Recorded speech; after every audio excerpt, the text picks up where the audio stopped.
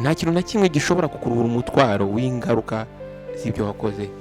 Niyo wabona ubutunzi, niyo wabona iki, ntago bishobora kukuruhura cyangwa se gutura umutwaro w'ingaruka z'ibyo wakoze, usibye kwegera Imana gusa, usibye kwicuza, usibye kwikorera icyo kimwaro. Ngiye kuguha story y'uyu mubyeyi. Uyu mubyeyi waje kubyara umwana,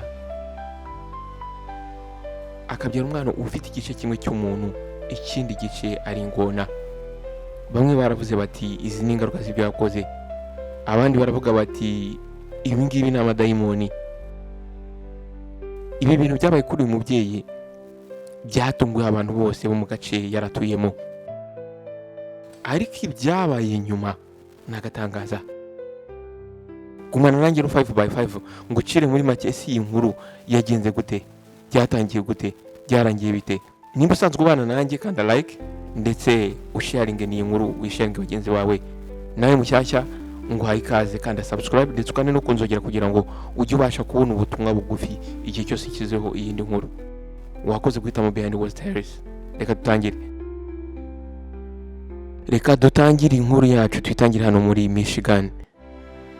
Iyi nkuru turayitangirana n'uyu mugabo Kadri Samil ndetse n'umugore we Laila. Uyu muryango waba uko ari babiri wakoraga akazi k'ubucuruzi, wari ufite icyo twakwita nka supermarket, ariko abangaba uko ari babiri muri aka kazi kabo bakoraga k'ubucuruzi bakaba bari bazwiho kugira amanyanga menshi, bari bazwiho kwambura, bari bazwiho kuzamura ibiciro uko babishatse, kuko iri duka ryasaga nk'aho ari ryo yari riri muri aka gace. Umugore w'uyu mugabo yari umugore wirata cyane, yari umugore wishyira hejuru. Ahangaha rero haje gutunguka abandi baturanyi. Aba baturanyi bari bamuzi, bari basanzwe bamuzi. Bageze ahangaha arabasuhuza ati salamu alaikum, arangije arabitegereza. Nyuma y'iyi famiye yari ahangaha haje kuza undi mukecuru, arinjira, arangije aramwegera amubwira ati mukobwa mutoya, abana banjye bishwe n'inzara, nagira ngo ngusabe nimba hari ikintu wabona nshobora kuba nabashyira nkabaramira. Uyu mugore Laila n'ubwira si bwinshi cyane, arimo anachatinga ibere kuri telefone. Arangije aramubwira ati hano ntago twebwe turi abantu bakora ibintu bya charity action. Aramubwira ati ntago hano twebwe dukora umurimo wo gufasha abatishoboye, twebwe tuza hano tuje gucuruza dushaka amafaranga. Uyu mugore mu by'ukuri yiratse ko uyu mukecuru yanga kumufasha, atari uko abuze ibyo yamufashishije. Babaturanyi bari baraho ngaho babonye uko uyu mugore yitwaye, bose ko bari baje bahise basubirayo, ntago bigize bahahira mu iduka, bavuye aho ngaho barigendera. Uyu mugabo rero ahangaha yakoreraga, nkwibutse yuko yari umugabo uzwi cyane ndetse ukorana n'abantu bakomeye. Nuko uyu mugabo muri aka gace hashize igihe gito yatangira kuzamura ibiciro. Umuceri yagurishaga amapaundi 4.5, yaje kugurisha noneho amapaundi 5. Uyu mugabo rero kuko yari umugabo uzwi cyane ndetse yari umugabo ukorana na leta, yakoraga ibyo yishakiye, yazamuraga ibiciro uko abishaka. Ibi bikaba bitarashimishije abaturage baho ngaho, ariko nta n'amahirwe bari bafite kuba barekarama cyangwa se ngo bamurege, kubera ko uyu mugabo yari umugabo ukomeye ndetse ushyigikiwe n'abayobozi bakomeye. Nyuma y'imyaka 5 abangaba uko ari babiri bashyingiranywe, uturongo 2 twa pinki twaje kugaragara kuri teste. Wa mugore Laila yari atwite. Laila yararize, arishima, araseka, aho biri umugabo we cyane. Ahangaha mu by'ukuri yaramaze igihe kinini atarasama, yumvise ari igitangaza kimubayeho. Ahangaha umuryango warishimye, bombi uko ari babiri bumvise basubijwe. Mu by'ukuri iyi famiye yaba uko ari babiri ni abantu batitwaraga neza na gato, ni abantu batreatingaga abandi baturage nabi, ni abantu barangwaga n'ubwirasi. Uyu mugore yakimara kumenya ko atwite yagize ibyishimo byinshi cyane. uyu mugore rero yaje gutangira kwitegura, atangira kugura beriso, atangira kugura twa tugari batwaramo abana, ndetse agura n'akantu k'umuringa, akantu kanditseho izina, yandika izina ngo Yusufu. Ahangaha yanditseho Yusufu, ahangaha yari ataranakora ultrasound ngo amenye ngo ese ni ikihe gitsina azabyara. Batangira bategura ahantu bazakorera ikirori, bandikaho ngo welcome baby Yusufu. Ahangaha rero uyu mugore Leila yaje afirima ibyo bintu yari yakoze aho ngaho, amadecoration, ibyo bintu yari yaguze, arangije arabipostinga yandikaho ngo blessed. Ahangaha agipostinga iyi posti nta muntu n'umwe yigishyiraho comment nziza, ahubwo ijoro rimwe yaje gutangira kumererwa nabi. Ahangaha yahamagaye umugabo yaje yihuta, aramufata amushyira mu modoka, nuko amwerekeza ku bitaro kwa muganga. Uyu mugabo yamwirukanganye afite ubwoba bwinshi cyane, agenda asenga, agenda yinginga Imana. Ahangaha bahise bafata uyu mugore bamwinjiza mu cyumba cyabugenewe. Ahangaha buri kimwe cyose cyari kiri monte, buri kimwe cyose cyari giteguye, amatara, za monitors, ibintu bitandukanye, namwe murabizi ibintu byo kwa muganga, ibikoresho byo kwa muganga. Leila ahangaha baramuryamishije kuri ka gatanda, ari guhumeka cyane, ahumeka insigane, atangiye kuvuga ati bismillah. Ahangaha yarimo abyivugisha muri we. Amasaha yaratambutse akiryamye ahangaha kuri aka gatanda. Saa 9 zo mu rukerera niho umuganga wari wateganyije kumubyaza yamwitira Leila, dore rero ukuntu tugiye kubikora, ugiye kugerageza upushinge. Saa 9:12 yarapushinze, nta cyari kiri kuza. Ngo saa 9:15 nibwo umutwe wasohotse. Umutwe w'umwana ugisohoka, ahangaha buri kimwe cyose cyasi gihinduka hano muri iki cyumba. Uyu mutwe wasohotse wari umutwe aba baganga baba bari muri iki cyumba batigeze babona. Wari umutwe muremure, ufite ibintu by'amagaragamba, uteye ubwoba. Uyu mutwe wari ufite amaso manini cyane, amaso ateye ubwoba. Bamwe muri aba baganga basubiye inyuma, ariko umwe aramwegera. Leila ahangaha yatangiye kurira. Umugabo we Samir yatangiye guhumeka cyane. Umudogiteri aramwegereye, arangije akora ibikenerwa byose, aterura wa mwana, arangije amuhereza nyina. Ubwo bamuherezaga umwana, Leila n'amarira menshi yabajije dogiteri, ese uyu ni umwana wanjye? Ahangaha Leila yari yahamutse. Nuko umunasi umwe wari urangaha arangije aravuga ati ndabinginze, nta muntu ugomba gufotora ibi bintu. Umugore rero ndetse n'umugabo we babahaye umwana wabo, bavanga ku bitaro berekeza muri apartment bari batuyemo. Ariko aba baganga bari basigaye ahangaha bumvaga ibintu babonye batabyizeye.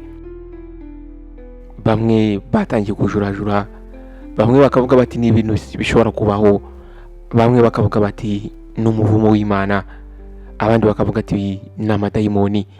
Ni ukuvuga ngo abantu ntago babyumvikanagaho ibyo bari bamaze kubona. Ahangaha ubwo bagendaga, Samir nta kintu yavugaga, yari yafunze umunwa, yari yananiwe kuvuga.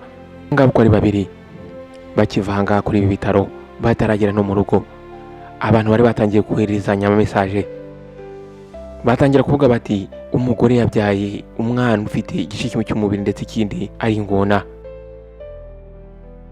Ikibazo cyari kiri ahangaha, nta muntu n'umwe wari ufite uburyo yagisubiza.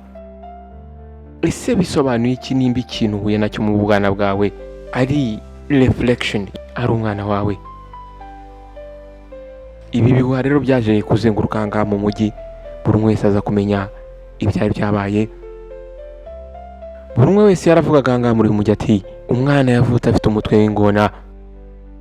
Abandi bakavuga bati umuryango wa Kadiri ni ikimenyetso. Bamwe babivugaga bafite impuhwe.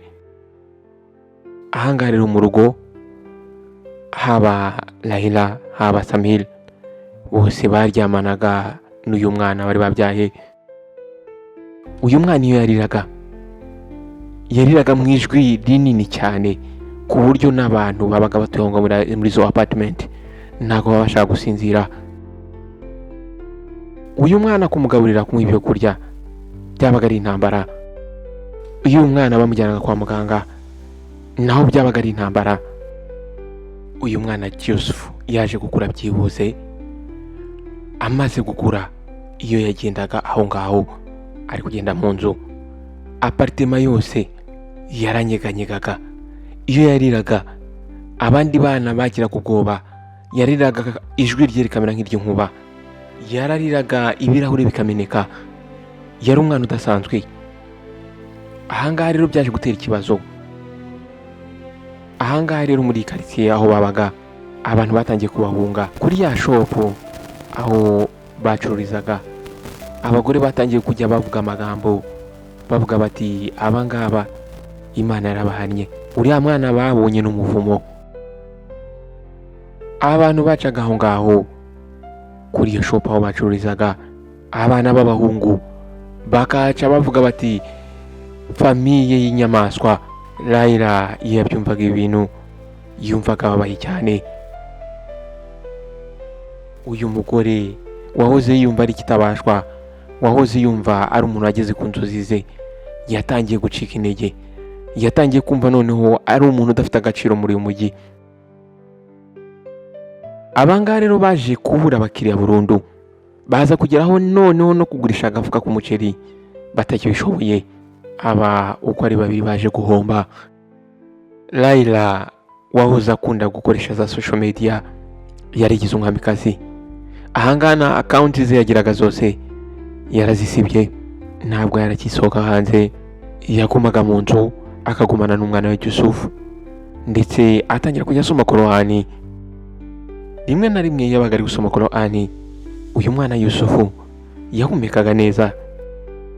Uyu mwana rero yaje kugeraho arakura, amenya atangira gukura cyane aba nk'ingona.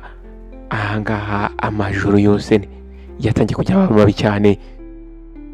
Ahangaha inzu babagamo yabaga iri mu rusaku rudasanzwe. Mu rukerera nka saa 8 Yusuf yarabyukaga agatangira kugenda aho ngaho muri iyo building. Abana bariraga ubwoba bukabica. Abayobozi baho ngaho cyangwa se abantu bakuru nabo batangiye kwijujuta, ndetse imiryango imwe n'imwe yarituye aho ngaho yatangiye kwimuka iva aho ngaho. Ahangaha mu musigiti basengeragaho abagabo batangiye kujya baganira baravuga bati uriya muryango ushobora kuba hari ikintu wakoze kidasanzwe, Imana ikaba yarawuhannye.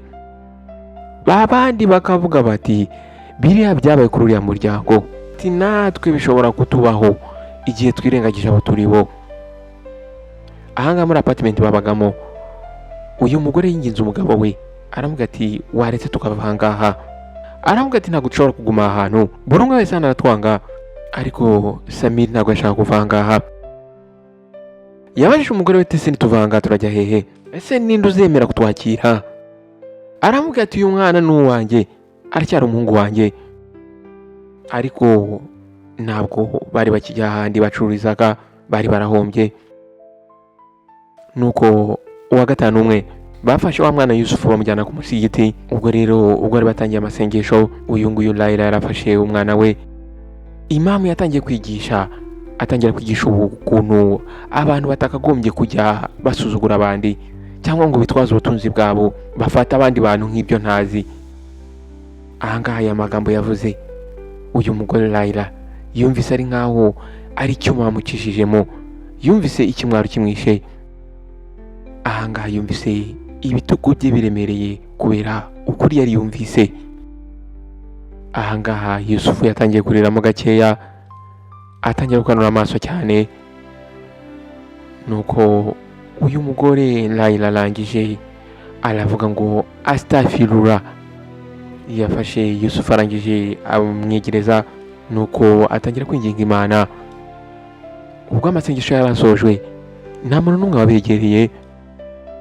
Abantu bari aho ngaho bose bahise bigendera, basize Kadri ahagaze wenyine. Bwa mbere uyu mugabo Samiri, ahangaha Samiri yaje kubona yuko uguhunga ari ikintu kibi cyane, ariko aza kubona ko ntago ari ikintu kibi nk'iyo abantu banze kukwakira nk'umuntu muri bo. Muri iryo joro ibintu byaje no kuba bibi. Uyu mwana Yusufu, uburyo yagendaga, uburyo yatambukaga, inzu yose yaranyeganyekaga. Ahangaha rero uko ari babiri baje kubona yuko uyu mwana bari barabyaye atari umwana usanzwe, ndetse atari kumwe umuntu avuga ngo abyaye umwana udasanzwe, biri natural, biri bisanzwe, ahubwo baje kubona yuko uyu mwana yari ikirori, yari mirror, yari reflection. Uyu mwana yari a living reflection of every lie, yari reflection y'ibibeshyo, reflection y'ibyo bari barakoze. Ahangaha baje kubona ko uyu mwana yari reflection y'uburyo bari bitwaye, y'uburyo batwaraga abandi bantu. Ahangaha rero uko iminsi yagendaga itambuka, ya reflection yagendaga ikura kurushaho. Ahangaha muri iyi apartment babagamo, aha uyu mwana w'umuhungu Yusufu ntago noneho bamufataga nk'umwana wavutse. Uyu mwana mu mezi 7 yari ikintu kidasanzwe. Yari afite ibyara birebire, afite amaguru maremare, amenyo manini cyane, umutwe munini cyane, mbega ari ikintu kidasanzwe.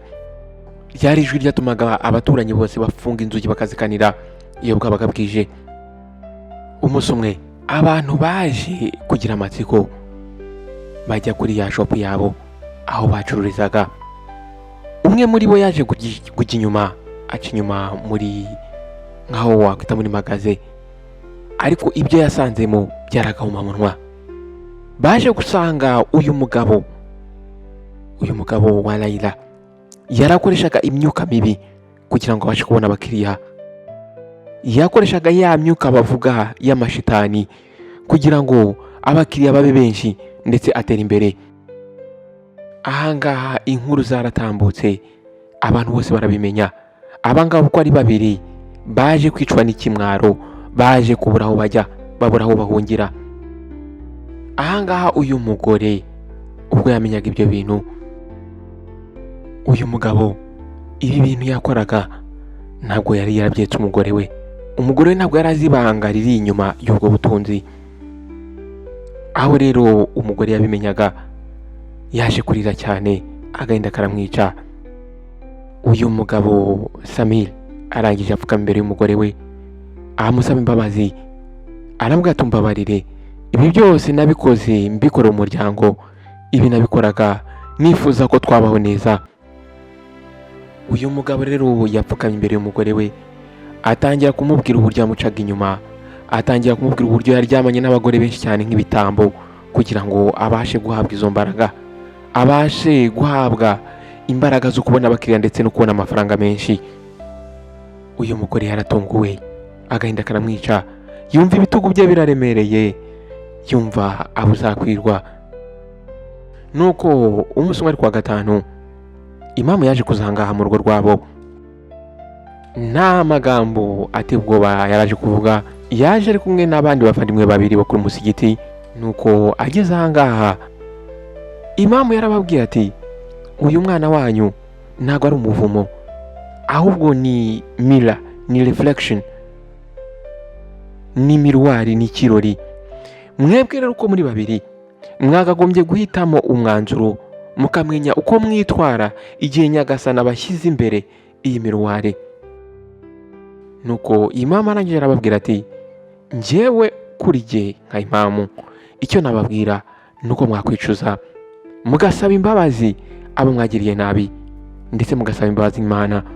Arangije arababwira ati imbabazi z'Imana zihora ziriho, ariko ntago arizo zizaza ngo zigusanganire.